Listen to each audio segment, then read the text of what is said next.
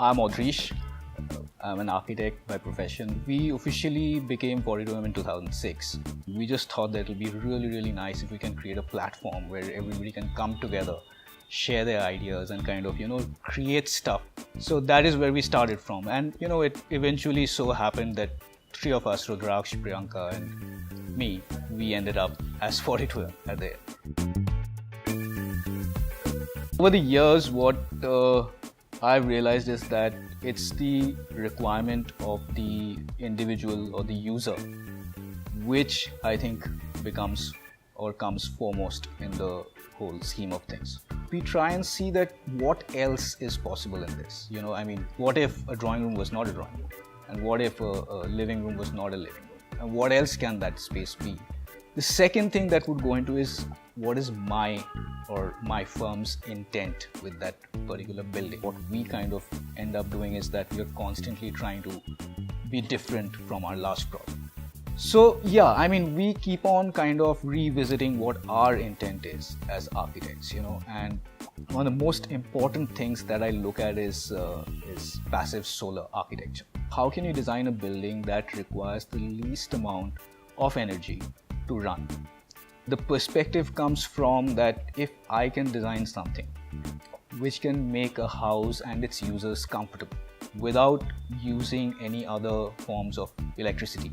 In a complex climate like India, where you've like peak summers, humidity, this, that, I think it's a success. The client essentially wanted an extension to his house, and he had a nice house, he was very comfortable in that house. So what was happening is that over time they realized that for, since the 2-3 generations were staying together, that for their parties and, for their sort of, even they wanted a sort of a separate space where they can kind of, just chill, hang around, that kind of stuff. The brief was essentially to create a more relaxed sort of a space which is detached from the house but part of the same property. Since it's a pool and an extension of a pool, so one of the things that we looked at was where do we place it, right? So if you look at the plot, it's essentially a rectilinear sort of a plot, and the main house which was already there on the site sits, almost bang in the front of the site, and behind that we had an open area. This is the forecourt almost of the house, where the main, the whole front piazza sort of a space almost, if I might say, and that's where all the public activities happen. So what we thought was that, okay, if we build right now, how would we build so that the existing sort of greenery doesn't get compromised, okay? And we have as much space as possible which is open green space on the ground. So what we did was, we kind of almost tucked the block in towards one side, and you come into a pool court. So it's almost like a pool court where there are two buildings that we created. One is the main that entertainment area, and on the other side, which is at right angles to it, we've got a gym block. So there's a gymnasium which looks onto the pool, there's a pool court, and the pool court, along the length of the pool, we've got this building here.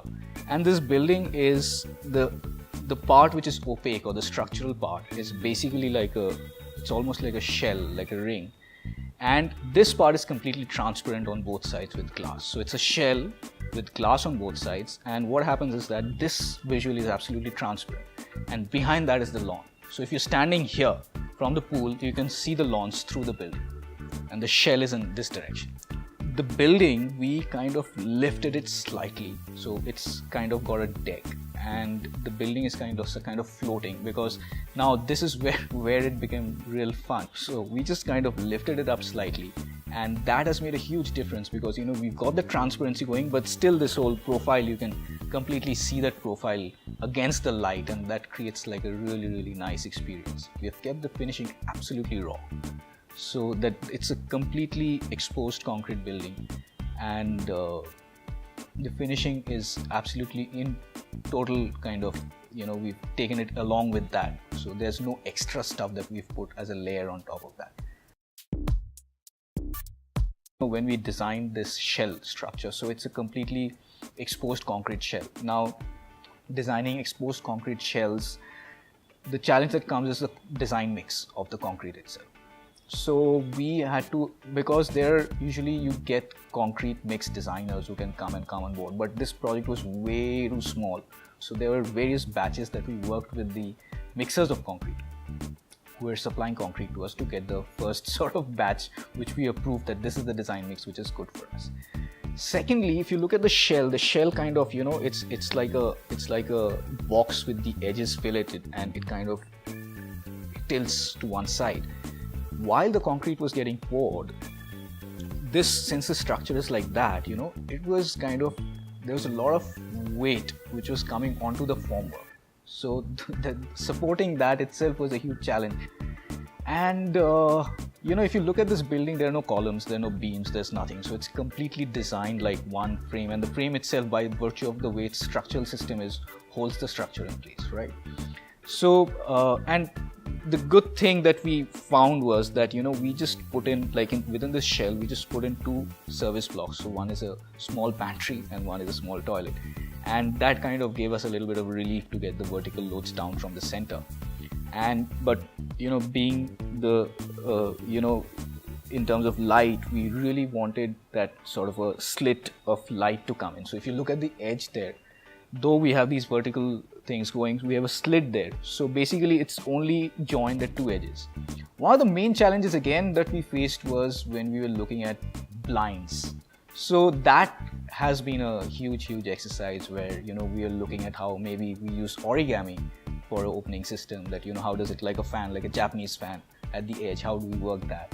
The flooring is completely concrete, so achieving that again was like we time and again sampled it and polished it, but finally we managed to achieve a very nice finish on the floor as well.